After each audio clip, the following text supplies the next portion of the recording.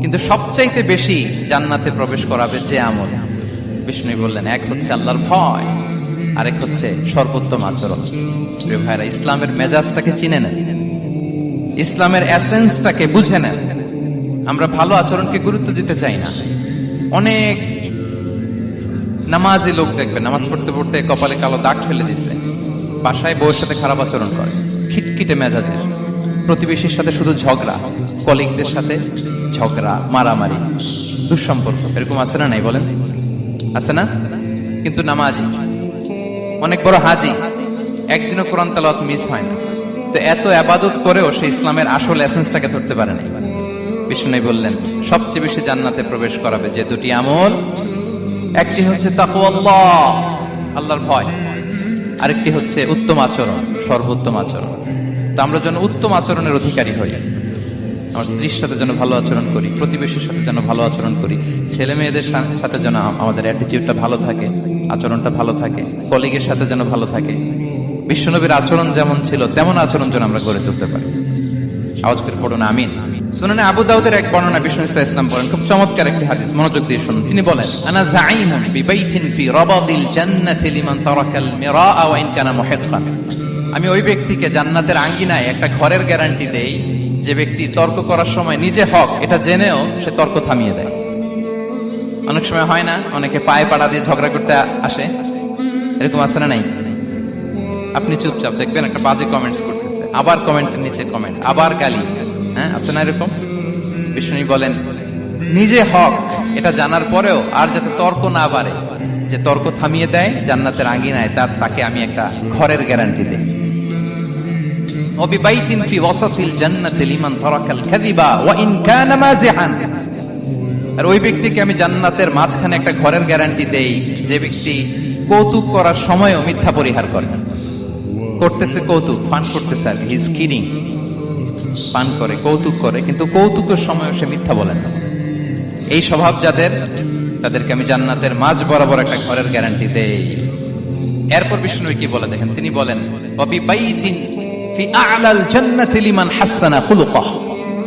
আর জান্নাতের একেবারে highest peak of paradise, জান্নাতের সর্বোচ্চ স্তরে আমি একটা ঘর বা একটা বাসভবনের গ্যারান্টি ওই ব্যক্তিকে দেই যে তার আচরণটা সুন্দর করেছে, যে সুন্দর আচরণের অধিকারী হয়েছে, তাকে জান্নাতের হাইস্ট পিকে আমি একটা বাসভবনের গ্যারান্টি দেই। তাহলে বলেন তো, আমাদের আচরণটা সুন্দর করার দরকার আছে না নাই?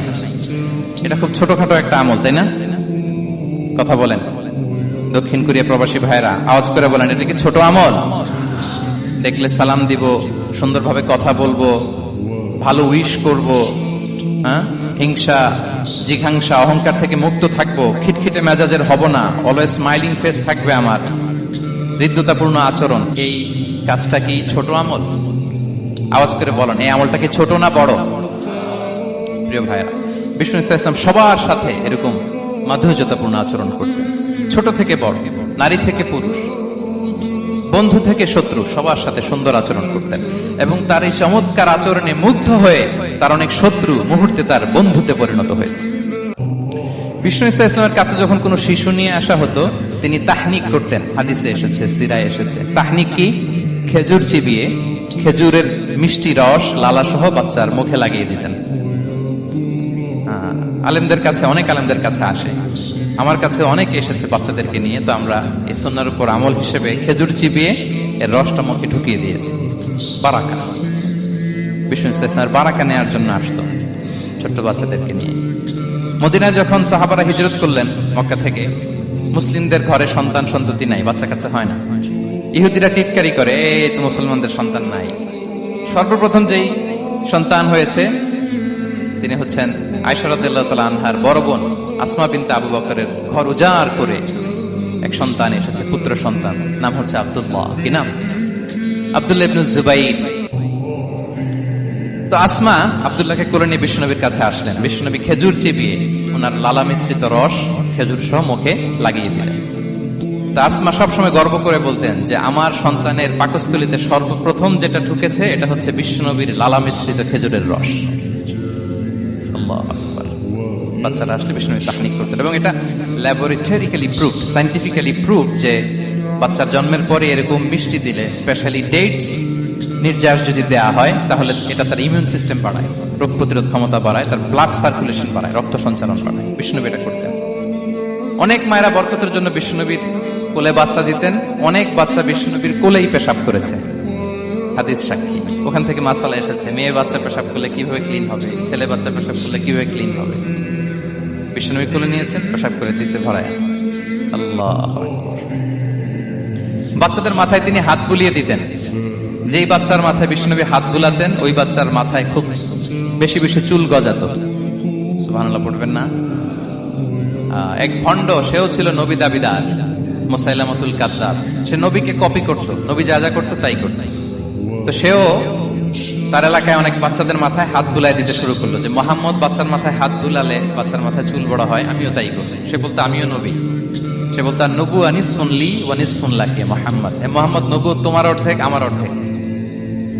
কি মামুর বাড়ির আবদার দেখছেন? বলে আমারটা আমাকে বুঝিয়ে দাও।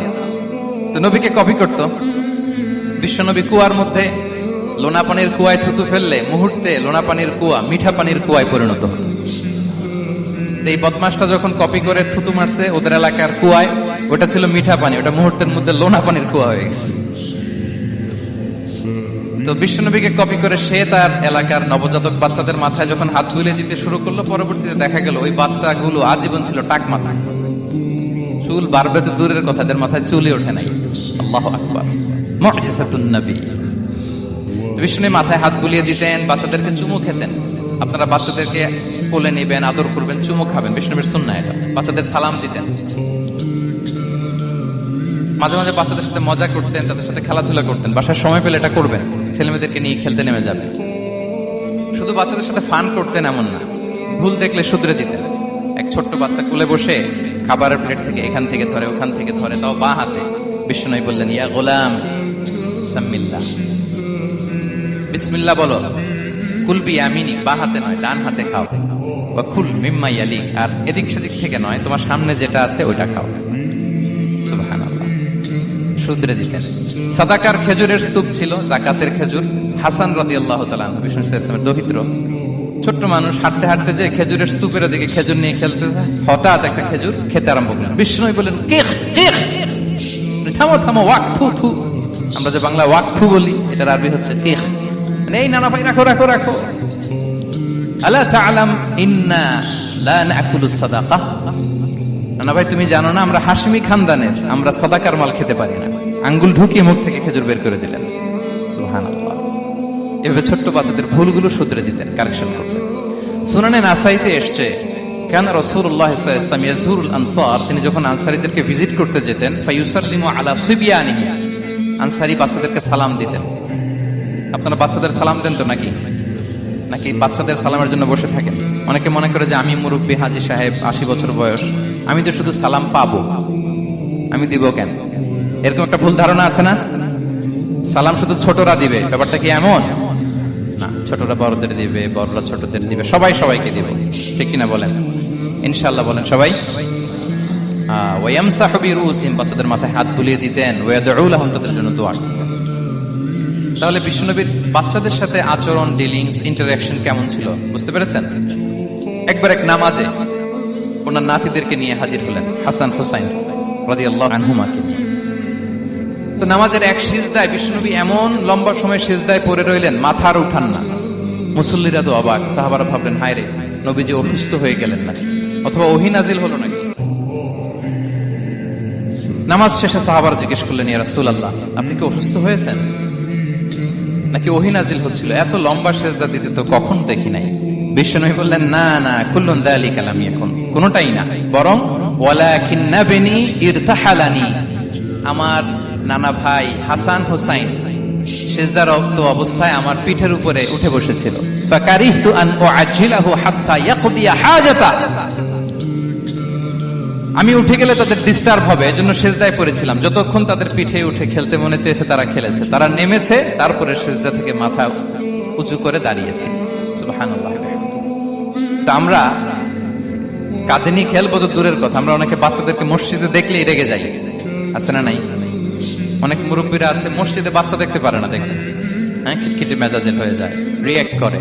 আলহামদুলিল্লাহ গত অনেক বছর ধরে বাংলাদেশে এটা নিয়ে আমরা কন্টিনিউয়াসলি বলেছি যে না, শিশুদেরকে আপনারা মসজিদে আসলে ধমক দিবেন না, ভুল করলে, আওয়াজ করলে, চিৎকার করলে তাদেরকে বকা দেওয়া যাবে? বলেন। আজকে যদিও বকা খেয়ে মসজিদ থেকে ফিরে যায়, আর কোনোদিন মসজিদের দিকে পা বাড়াবে? ও যাবে ক্লাবে, হ্যাঁ, ও যাবে গানের কনসার্টে, আর ফেরাতে পারবেন মসজিদে?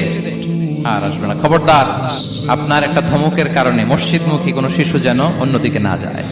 বুঝাবেন যে আপু এটা আমাদের ইবাদত গাহ, পবিত্র জায়গা, এখানে দুষ্টামি করতে হয় না, আওয়াজ করতে হয় না, আল্লাহ তোমাকে অনেক গুনাহ দিবে। গুনার ভয় দেখালে কিন্তু বাচ্চারা দুষ্টামি করে না, দেখবেন। ঠিক কিনা বলেন? এই সেন্সটা তাদের আছে, এভাবে বুঝাবেন। মুসনাদে আহমদ একটা হাদিস এসেছে, বিষ্ণু ইসলাম ওনার চাচাতো ভাইদেরকে নিয়ে দৌড় প্রতিযোগিতা করাতেন, লাইন ধরে দাঁড় করাতেন, আর বলতেন মান সাবাকা ইলাইয়া ফালাহু কাদা ওয়া কাদা, সবাই দাঁড়াও, দেখি কে কার আগে আমাকে দৌড়ে ধরতে পারে, যে ধরতে পারবে তাকে পুরস্কার দেব। আল্লাহু আকবার। এবং বিশ্বনবীর এই কথা শুনে সবাই দৌড়ে যে বিশ্বনবীর ঘাড়ের উপর উঠতো, বুকের উপর উঠতো, ঝাঁপিয়ে পড়তো। বিশ্বনবী সবাইকে ধরে আগলে নিতেন, প্রত্যেকের গালে চুমু খেতেন। পড়েন সুবহানাল্লাহ। এই ছিল শিশুদের প্রতি বিষ্ণু ইসলামের আচরণ।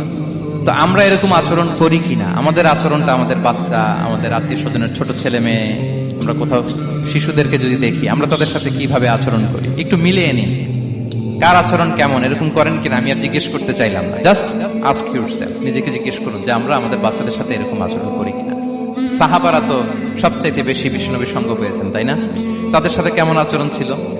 যে আয়াতটি দিয়ে আমি শুরু করেছি, আল্লাহ বলেছেন ফাবিমা রাহমাতিম মিনাল্লাহি লিনতা লাহুম ওয়ালাউ কুনতা ফাযযান গালিযাল কলবি লানফাদ্দু মিন হাওলিক। সাহাবারা বিষ্ণুনবীর এত ভালোবাসা পেয়েছেন, এত সুন্দর আচরণ পেয়েছেন, তারা বিশ্বনবীকে সবসময় আগলে রাখতে চাইতেন, ঘিরে থাকতে চাইতেন, তার সঙ্গ ছাড়তে চাইতেন না। সুবহানাল্লাহ। বাসায় ভাল লাগে না, বিশ্বনবীর কাছে চলে যেতেন। ওয়াইফের সাথে মনোমালিন্য, নবীর দরবারে চলে যেতেন। এমনকি কোন সাহাবীর পেটে যদি ক্ষুধা লাগতো, ঘরে খাবার না থাকতো, তারা বিশ্বনবীর কাছে চলে যেতেন। তারা বলতেন নবীর চেহারার দিকে তাকিয়ে থাকলেই আমাদের ক্ষুধা মিটে যেত। আগলে রাখতেন সবসময় বিষ্ণু ইসলামকে। আর সবসময় বিষ্ণু ইসলাম একটা স্মাইলিং ফেস নিয়ে তাদের সাথে কথা বলতেন, মুচকি হাসবেন। বিষ্ণু বলেন তাবাসসুমুকা ফি ওয়াজহি আখিকা সাদাকা, you smile to your brother, it's a charity. তোমার ভাইয়ের দিকে তাকিয়ে তুমি যে মুচকি হাসো, এটা সাদাকা দেওয়ার সওয়াব কামিয়ে ফেলে তুমি।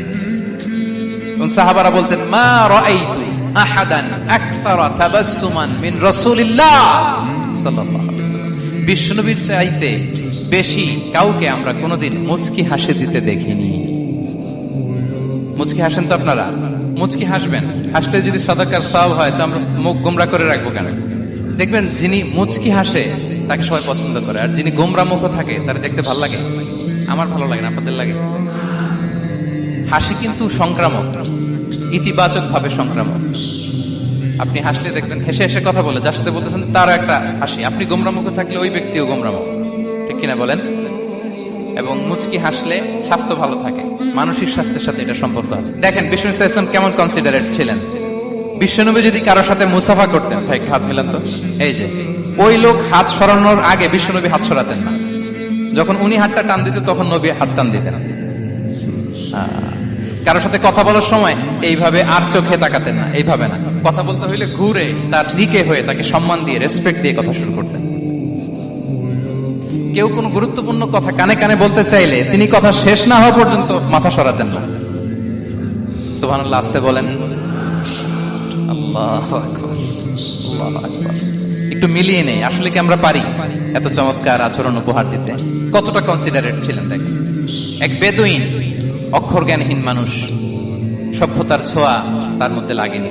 সে মসজিদে নববীতে ঢুকে একবার মসজিদে নববীর মাঝখানে পেশাব করা শুরু করলেন। কি করা শুরু করলেন? কোথায়? টয়লেটে? কোথায়? ইসলামের সবচাইতে দ্বিতীয় সবচাইতে পবিত্র জায়গা বিশ্বনবীর মসজিদের মাঝখানে। সাহাবারা তাকে মারতে উদ্ধত হলেন। বিষ্ণু বললেন দাও, থামো থামো, এই থামো থামো।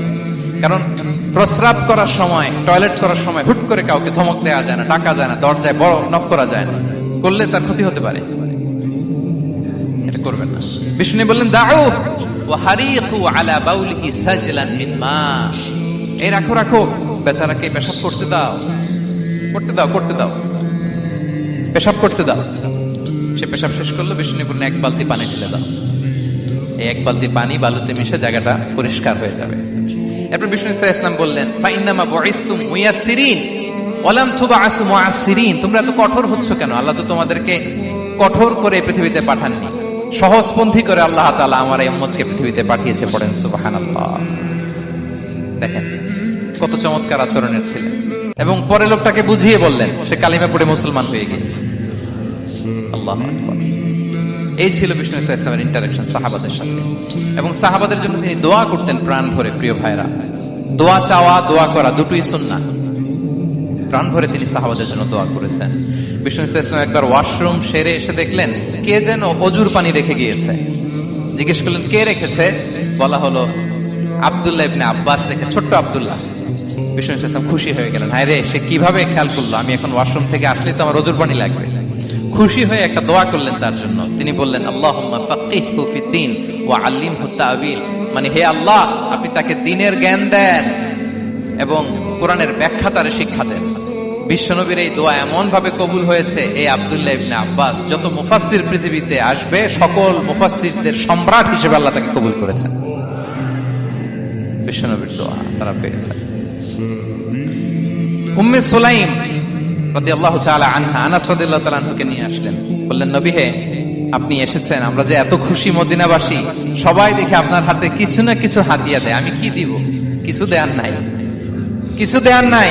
আমি গরিব মানুষ, আমি আমার নার ছেঁড়া ধন, কলিজার টুকরা আনাস, আমার শিশু সন্তানটারাই আপনারে হাদিয়া দিয়ে দিলাম। খোয়াই দিমুকা আনাস।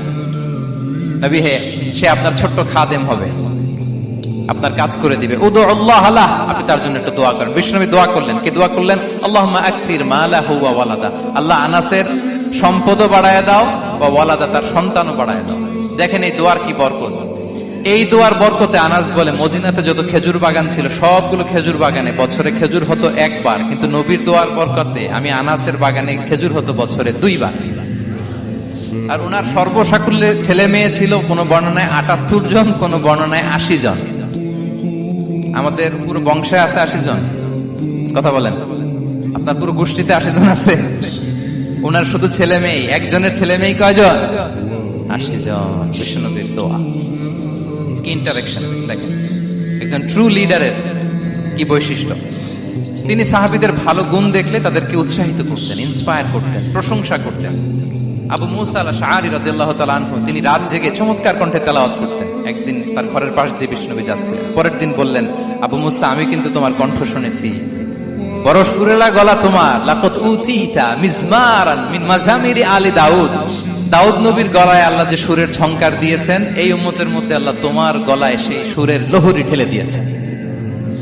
আচ্ছা বলেন, নবী যদি প্রশংসা করে যে তোমার তেলাওয়াতটা খুব সুমধুর হয়েছে, তার কেমন লাগবে বলেন তো? আচ্ছা নবী বাদ দেন, শায়েখ আব্দুর রহমান আস-সুদাইস এসে যদি আপনারে বলে তোমার কণ্ঠটা তো বড় মিষ্টি, কেমন লাগবে আপনার? আর স্বয়ং বিশ্বনবী যদি বলে, সুবহানাল্লাহ পড়বেন না? আল্লাহু আকবার। এইভাবে ইসলাম সাহাবাদেরকে উৎসাহিত করতেন। মাঝে মাঝে প্রশ্ন করতেন, তাদের অ্যাটেনশন গ্রো করার জন্য তিনি প্রশ্ন করতেন।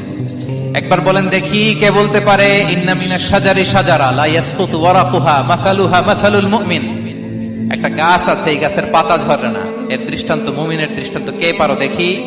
কোন সাহাবী পারে না। কারণ তারা ভাবতেছিল দূরের ওই সিরিয়ার কোন গাছ হবে, অমুক জায়গার মরুভূমির গাছ হবে, ঘরের পাশে যে খেজুর গাছ ওইটা আর কেউ ভাবে না। ভাবছে প্রশ্ন যেহেতু করছে, এত সহজ উত্তর হইলে তো প্রশ্ন করার কথা ছিল না।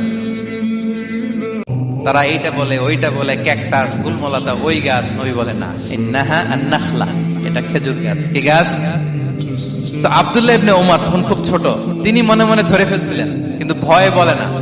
বাসায় যে ওমর রাদিয়াল্লাহু বলে, আব্বা আপনারা কেউ পারেন না, আমি তো জানতাম এটা খেজুর গাছ, তো বললা না যে? আব্দুল্লাহ বলে, আপনি পারেন না, অন্যান্য সাহাবারা বাচ্চা ছাড়া কেউ পারে না, আমি কেমনে কই? ওমর রাদিয়াল্লাহু বললেন, আজকে যদি তুমি বলতে পারতে, লাল উট পেলে আরবরা যে যত খুশি হয়, আমি তার চেয়েও বেশি খুশি হয়ে যেতাম। নবীর সামনে আমার বুকটা এত বড় হয়ে যেত। আল্লাহু আকবার। দেখেন, প্রশ্ন ছুড়ে দিয়ে মনোযোগ আকর্ষণ করতেন সাহাবাদের। রসিকতা করতেন মাঝে মাঝে, রসিকতা। এক সাহাবী বলেন, ইয়া রাসূলুল্লাহ, আমার চলতে বড্ড কষ্ট হয়, আপনি যদি দয়া করে আমাকে একটা উট দিতেন, তাহলে আমি রাইড নিতাম এটার উপরে, এটা দিয়ে চলতাম, সফরের কষ্ট কমে যেত। বিষ্ণু বলেন, যাও ঠিক আছে, তোমাকে একটা উটের বাচ্চা দিব। কি দিব? সাহাবী বললেন, ইয়া রাসূলুল্লাহ, আমি চাইলাম কি আর আপনি বললেন কি? আমার তো লাগবে এমন উট যেটা দিয়ে মরুভূমিতে চলা যায়। বিষ্ণু বললেন, ওই উটটাও তো অন্য কোনো না কোনো উটের বাচ্চা। সুবহানাল্লাহ পড়বেন না? ছোট্ট কথা, দেখেন কি রসিকতা, কি সেন্স অফ হিউমার। সুবহানাল্লাহ। সাহাবীদের সাথে এক কাতারে মিশে কাজ করতেন, নিজ হাতে সাহাবীদের সাথে মিশে কি করেছেন? মসজিদে নববী নির্মাণ করেছেন। পঞ্চম হিজরিতে নিজে মরুভূমির বালু খনন করে পেটে পাথর বেঁধে পরীক্ষা খনন করেছেন সাহাবীদের সাথে। True leader. শুধু তাই নয়, সাহাবারা ভালো পরামর্শ দিলে সেটা অ্যাকসেপ্ট করতেন। আমাদের মধ্যে অনেকের একটা ইগোইস্টিক ঝামেলা আছে। বাড়ির কাজের মেয়ে বলছে, কাজের ছেলে বলছে, এই আমার স্টাফ বলছে, এটা আমি কেন শুনবো? এরকম একটা মেন্টালিটি অনেকের আছে না নাই? অনেক সময় তাদের মধ্য থেকেও ভালো পরামর্শ আসতে পারে না। বলেন পারে কিনা? বিশ্বনবী দেখতেন কেউ ভালো পরামর্শ দিলে সেটা পিক করতেন, নিয়ে নিতেন। বদরের যুদ্ধে মুসলিম সৈন্যরা কোথায় ক্যাম্প করবে, বিশ্বনবী হঠাৎ একটা জায়গায় ক্যাম্প স্থাপনের নির্দেশনা দিলেন। হাব্বাব ইবনুল মুনজির রাদিয়াল্লাহু তাআলা আনহু তিনি বললেন, ইয়া রাসূলুল্লাহ, অনুমতি দিলে একটা কথা বলবো। কি কথা? এই যে আপনি ক্যাম্প স্থাপন করলেন এখানে, এটা কি আল্লাহর আদেশে না আপনার ইচ্ছায়? নবী বললেন, আমার ইচ্ছা, এটা আল্লাহর আদেশ নয়। তাহলে ঠিক হয় নাই, লোকেশন সিলেকশন ঠিক হয় নাই। তাহলে কোথায়? হাব্বাব বললেন, ইয়া রাসূলুল্লাহ, ওই যে কূপ দেখা যায় ওখানে, দ্যাটস আওয়ার লোকেশন, ওখানে করলে ভালো হবে। কেন? বলতেছে, আমরা ওখানে ব্যারিকেড দিয়ে রাখবো, পানি আমাদের কন্ট্রোলে থাকবে, কুরাইশরা পানির অভাবে যুদ্ধ ছাড়াই মরবে, আমরা পানি খেয়ে যুদ্ধ করবো। সুবহানাল্লাহ বলেন। বিশ্বনবী সাথে সাথে হাব্বাবের কথা মেনে নিলেন, বলে যে না, আমি যে ডিসিশন দিয়েছি সৈন্যদের মধ্যে আবার ছড়িয়ে দাও, we should change our location. আল্লাহু আকবার। তাহলে সাহাবাদের সাথে ইন্টারেকশন কি ফ্র্যাঙ্কলি, কি ওপেন মাইন্ডেড। সুবহানাল্লাহ বিহামদিহি। তাহলে শিশুদের সাথে গেল, বড়দের সাথে, সাহাবাদের সাথেও গেল। আল্লাহ। আচ্ছা, 3 নম্বরে স্টাফের সাথে, কর্মচারীর সাথে, সেবকের সাথে বিষ্ণু ইসলাম কি আচরণ করেছেন? বিষ্ণু ইসলামের অনেক খাদেম ছিল, সিরাতে এসেছে। সবার কথা তো বলা যাবে না, একজনের কথা বলি, আনাস রাদিয়াল্লাহু তাআলা আনহুর কথা। আনাস লক্ষ্মীপুরে, আমি এক জায়গায় ওনার কোন একটা ওয়াজ করতে যেয়ে আমি বললাম, আনাস নামটা কেমন লাগে? কারণ অনেকে বাচ্চা নিয়ে এসে বলে, হুজুর নাম রেখে দেন। তাই আমি বললাম, আজকে এখানে নাম দিয়ে দেই আনাস। এই বছর এই লক্ষ্মীপুরে যত বাচ্চা হবে যাদের মনে চায় আনাস রেখে দিয়ে। 3-4 বছর পরে শুনি আনাস দিয়ে লক্ষ্মীপুর ভরে গেছে। অনেকে আমাকে জানাইছে ছেলের নাম কি আনাস। তো বলে যে, ওই যে হুজুর আপনি 19 সালে আমাদের লক্ষ্মীপুরে এসে বলছিলেন, ওই কথা থেকে আমরা, পেটে ছিল বাচ্চা, আমরা নিয়ত করে ফেলছি আনাস রাখবো। আনাস নামটা অনেক সুন্দর না? সাহাবাদের নামগুলো চুজ করে করে ছেলেদের নাম রাখবেন। উনি ছিলেন বিষ্ণু ইসলামের খাদেম।